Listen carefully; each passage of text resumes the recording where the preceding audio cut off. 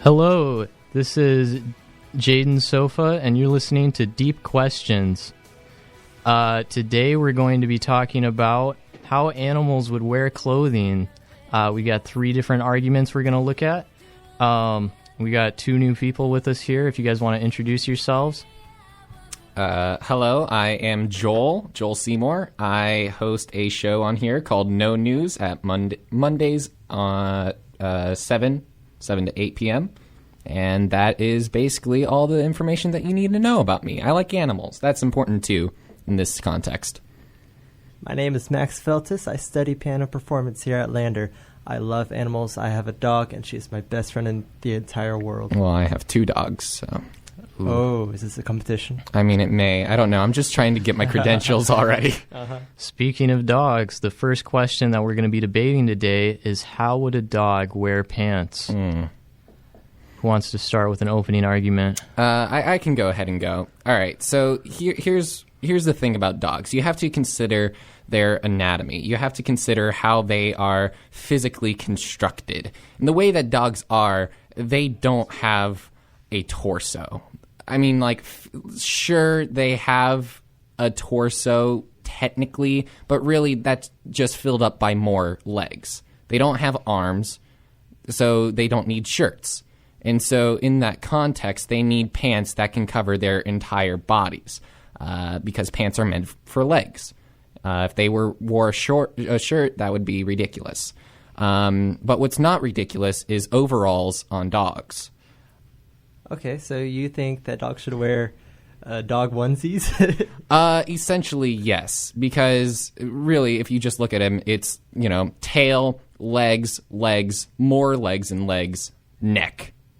There's no room for shirts. There's the only logical answer for dog clothing would be a one-pieced leg option. So onesies could work, yes, but I think overalls would be better because they are designed to already accomplish that goal. They are designed to go over your shoulders. They're practically just ignoring the fact that humans have arms, and dogs ignore the fact that arms exist. In my mind, that is a perfect pairing made in heaven. Okay, but in that case, if you were to dress a dog like that, it wouldn't be pants anymore. So we're talking about pants on dogs. Right. Now, I dress my dog sometimes with a shirt, and she looks really cute in it, but I haven't thought about pants that often. But hearing the question just a while ago, I thought, maybe instead of pants, what about a kilt? I think dogs would look super cute in a kilt. I think it's fashionable, it's trendy, keep up with the times, go to, where is it, Scotland, yeah. I'm sure they put kilts on their dogs too. I mean, that I will admit that could look cute on a dog.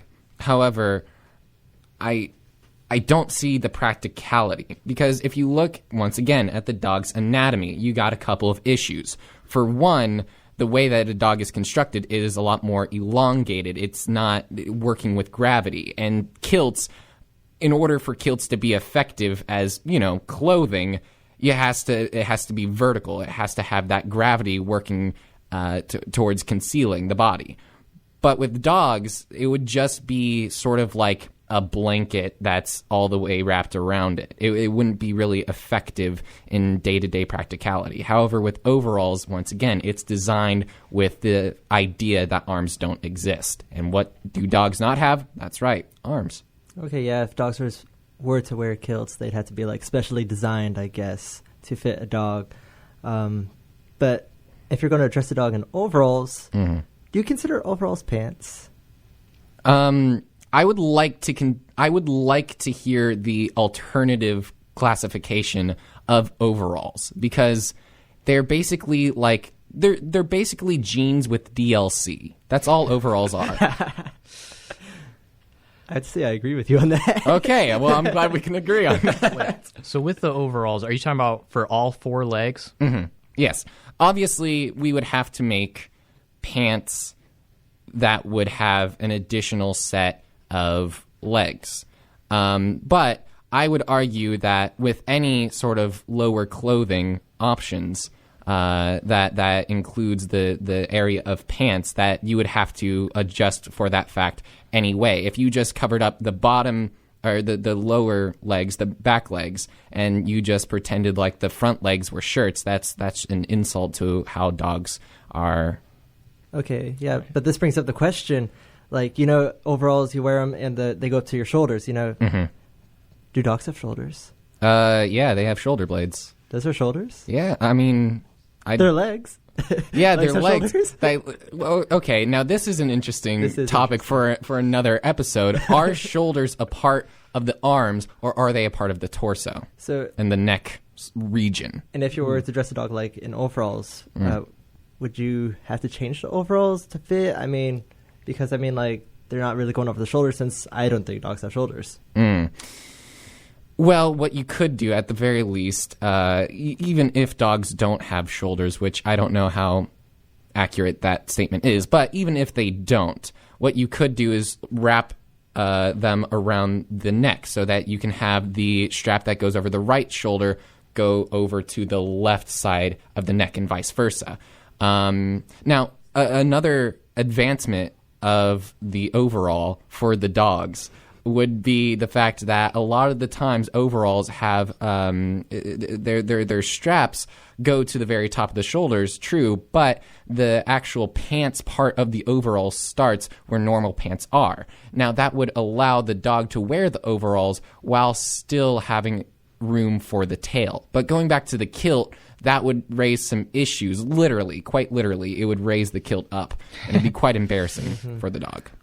Yeah, there are a lot of problems with dressing dogs.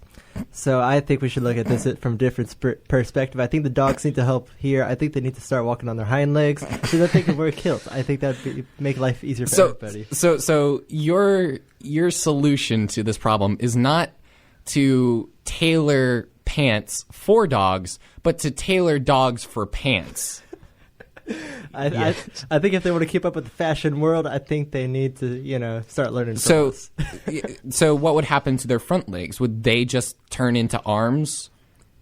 I guess. If you believe in evolution. I'm so scared of this dog-monkey hybrid that we have concocted. Well, so the dog would only have pants on half of its legs then. Can you imagine that with a human if you had like one pant leg? I feel like that's a fashion statement that's just waiting to happen. Please like no. In 2027, people, how like people were getting upset when people started to like cut up their jeans and be like, oh, we're so cool, even though we bought our pants like this. I imagine in 2027 we're going to start getting pants that's half shorts, they're cut off like on the left, and then on the right, just straight bell bottoms. Maybe dogs shouldn't learn from us. Yeah, maybe we should learn from dogs. Maybe we should just make our own clothes. Go back to nudity, actually. Well, no, Your birthday suit. No, I don't like that one. But I do like the idea of just producing my own clothing, just like, just growing a shirt. Especially tailored to you. Exactly. Your special self. Yeah, exactly. If we learn to grow our own shirts, we will never have to worry about like having to get rid of clothes that don't fit. Yeah. We would just have it for us anytime. We'd just be like, oh, okay, I guess I need more shirt. Well, there we go. It's green now. Kilts I guess. included. Kilts included? Maybe. I don't know. Yes. I'm still out on that. Yes. So I think we've come to the ultimate conclusion that the way that dogs should wear pants is for us to become more like dogs in their clothing style, and thus changing the fabric of reality, quite literally, of what we perceive as clothing, and thus pants, and as a result, work our society around so that dogs can just wear pants. Revolutionary, yes. I think we should all learn from what we've been speaking of. I think, like, a lot of people dress their dogs real silly, and it's like, why? I mean, they already have clothing. They made it clothing. themselves. They don't need that. They have a nicer coat than we could ever make. Exactly. They don't need that sailor suit. No, and their coat, works with them throughout the seasons. Like they shed in the summer so that they stay cool. Grow it back in the winter. Oh no! What? No, I just imagined like in South Carolina, dogs shed like crazy. Can you imagine if every single human around you was just constantly dropping hair? Do you know how horrifying of a reality that would would be? Oh my gosh, I didn't think of that. Okay, so we cannot rework society into dogs. We have to work dogs back into society. Mm-hmm. Yep. Maybe less is more when it comes to dogs. Yes. Maybe just swimming trunks, I guess. Swimming trunks would look cute, you know? Yeah. And then like we don't have to worry about them we don't have to worry about them taking all that off when we give them a bath because hey, they're ready to get to have a fun water day. Exactly. Yeah. So I think swimming trunks is the answer here. I agree. All right, we have come to a solution. We're going to go to our first music break, and when we come back, we'll be talking about giraffes. Hello, and we are back to Deep Questions. Our next topic that we're going to be discussing is how would a giraffe wear a tie? David, you want to reintroduce yourself? Joel is still here. Hello. Hey guys, I'm David. You might remember me from last week. I argued, is a hot dog a sandwich, and effectively won that argument in my own accord. Good job. I'm proud. Disagree. So who wants to start with the opening argument about giraffes? I think I want to start this time. So Yeah, you get to start definitely. last time. Yeah. Okay, so one of the main things about ties is how we wear them and how they're designed. They're there to make someone look better than themselves as an accessory. But when the key factors about a tie, it goes around the base of the neck, around the collar, at the base of the neck. And therefore, if a giraffe were to wear a tie, the giraffe would wear the tie at the base of the neck. Now, I'm not going to disagree with you yet, Whoa. but I want to ask a very important question, which is not just where the tie is positioned, but how tightly it is tied. Are we talking, is it looking professional, or in your opinion, should it be like ruffled in like ragtag? Well, if a giraffe is going to wear a tie, it's got to be look sharp. Well, this is where I was afraid that I would have to disagree with you. You see, earlier you said that the point of a tie is for you to look better than yourself. But I have never seen a giraffe that wasn't the pure definition of beauty. If anything, the only purpose that a tie could serve would be to discredit some of the beauty, to sort of be a sunglasses to the sun that is a giraffe's beauty. And so I think the only appropriate way that a giraffe could wear a tie, and the only one that wouldn't be offense to the way that giraffes are, is if it was rustled and messed up, and for it to be completely unruly. What do you think about that, David? That's a very interesting point. I got to say, I did not expect a analogy to the sun. It was very, very well worded. Thank you. I applaud you for that. But sadly, I do have to disagree there. Because you see, one who wears a tie do look better than themselves, but it's even if a giraffe looks beautiful in its own accord and looks magnificent, a sharp-looking tie will not only make the giraffe look beautiful, but also professional. You know how many... Your beauty only goes so far in the workplace, okay? You need to also look sharp and profound. That's where you wear a tie. Okay, I'm trying to get this giraffe a job so he can go far in his career. Stop laughing at me. This is a serious topic and a very serious debate, young man. I'm sorry. Yeah. I'm sorry. Seeing how we're talking about giraffes wearing ties, I should have sort of thought about the context of it trying to get a job, and that was my own falter. However, once again, I would have to just say that giraffes, you cannot perfect perfection.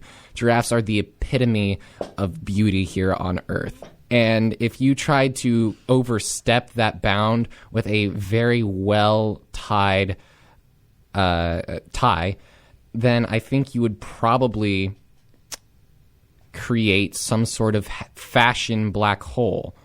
If you put a giraffe in a tie, it would be the equivalent of putting one extra atom into a mass that is about to turn into a black hole. And you would probably destroy the universe. I'm not saying that it's bad for giraffes to get jobs. All I'm saying is, how far is too far? That's a good point. Let's take this in a little bit of a different direction. So you guys have been focused on the workplace and appearance and improving that. Let's just make it more simple. Would a giraffe, if they're wearing a tie, they've got to wear a tie to for this job interview. It's necessary, okay? Mm-hmm. Would it be at the bottom of their neck or the top? Would you tie it around? Well, like my friend David here said, ties are not meant to be tied on the neck itself, but at the base of the neck, around the shoulder blades. And so I would, or not the shoulder blades, but the collarbone. And so I would agree with that. However, for the sake of an intellectual debate, I decided to take it into a different approach, and that's why I denied to sort of argue on that, because I think we can definitely agree that regardless of whether it is tied neatly and professionally or loosely and unruly, that it has to go at the bottom of the neck. Yeah, you wouldn't want to cover up that glorious Absolutely neck. not. I mean, the one reason we all know giraffes so well, it's not because they are animals with 4 legs or any part of their body, but because of that beautiful and gorgeous long neck. That is why we think giraffes are beautiful. We don't want to cover that up. We want to enhance it. Well, I do like what you said earlier, Jaden, that putting a tie at the top of the neck would sort of hinder the view of the giraffe and its beautiful neck. And like I said before, giraffes are almost too beautiful. All right, they have that beautiful pattern. Their tongues are just so very long. It's a gorgeous creature. Maybe you got to tone it down a bit. For them. Yeah. I mean, it needs to sort of be concealed, so sort of to shade our eyes from the majesty. So maybe you're right that it's not supposed to be loose at the bottom, but it can still be tied neatly at the top. All right, you guys have any closing arguments? I want to start to wrap it up here so we have enough room for our third debate. I just want to finally say that, of course, a giraffe would wear a tie at the bottom of the neck. But, of course, if we go back on a standard of beauty, if a giraffe is the most perfect animal and wearing a tie would only enhance the perfection and there make it even more perfect. In theory. In theory, that's a good, very valid point. However, as I said before, because we are not as beautiful as the giraffe, because we are not as wonderful as that, being exposed to that much beauty and greatness, I think, would destroy us on an atomic level. And so I think for our own safety and for the sake of humanity, we need to sort of not necessarily take away the beauty of giraffes, but sort of tone it down and make it more realistic for us to be able to actually view that beauty. All right, we're going to wrap it up with that. We're going to go to our next music break. Stay tuned, though. We've got one more discussion. I'm not going to spoil it yet, but it involves a certain, not necessarily an animal, but a creature from a certain famous film franchise. So stay tuned. It's Shrek. Hello, and we are back for our final question. It is, how would a xenomorph from the franchise Alien wear a hat?